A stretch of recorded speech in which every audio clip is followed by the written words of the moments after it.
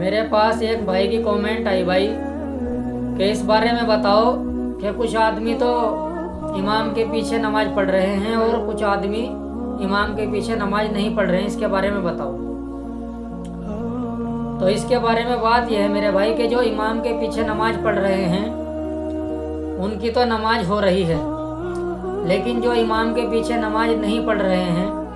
पहले तो उनका रीजन ये जानना है कि वे किस वजह से नहीं पढ़ रहे हैं। क्या कोई इमाम ऐसा शरीयत का गुनाह करता है कि जिसकी वजह से वे इमाम के पीछे नमाज नहीं पढ़ रहे हैं। और दूसरी बात, उनको चाहिए जो इमाम के पीछे नमाज नहीं पढ़ रहे तो वह किसी और मस्जिद में जाकर इमाम के पीछे नमाज पढ़े, लेकिन जमात के साथ ही नमाज पढ़े।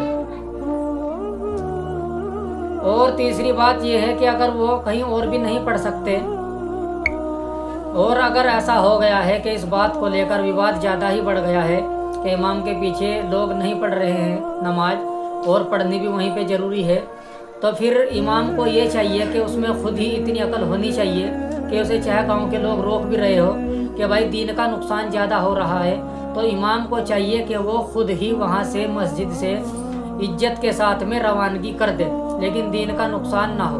कि उनकी वजह से कोई उनके जो नमाजी थे वे कोई और भी नमाज नहीं पढ़ रहे,